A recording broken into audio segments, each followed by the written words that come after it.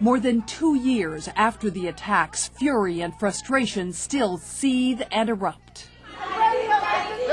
Audience members, including family of 9/11 victims, accused the commission of lobbing softballs at former Mayor Rudy Giuliani and other witnesses. It's just unbelievable to me that we're not getting at the issues.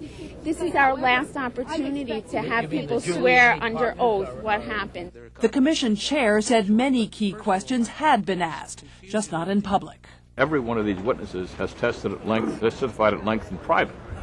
So if we didn't ask questions here, we probably have asked them already in private. Giuliani said he understood the demonstrators' emotions, but felt they should be channeled elsewhere. Our anger should clearly be directed, and the blame should clearly be directed at one source and one source alone: the terrorists who killed our loved ones.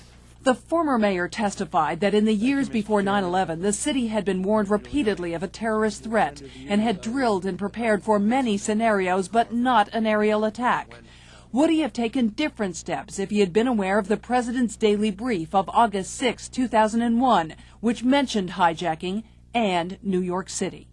If that information had been given to us, or more warnings had been given in the summer of 2001, I can't honestly tell you we would have done anything differently.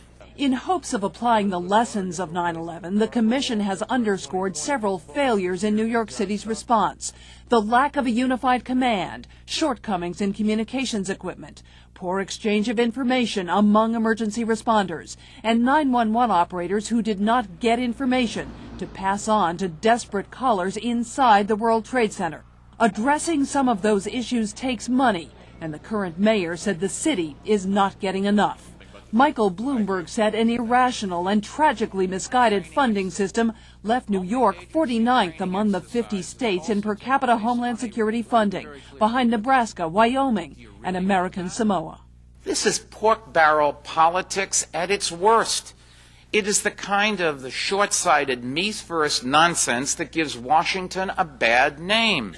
Homeland Security Secretary Tom Ridge acknowledged the allocations are out of whack. If we're able to direct more resources to areas where the potential loss of life is the greatest, where the greatest percentage of critical infrastructure exists, and frankly, where we know the threat exists. In light of that danger, a sobering assessment from the commission staff. It says if another emergency occurred today on the scale of 9/11, the same problems that cropped up then would again. Jean Meserve, CNN, New York.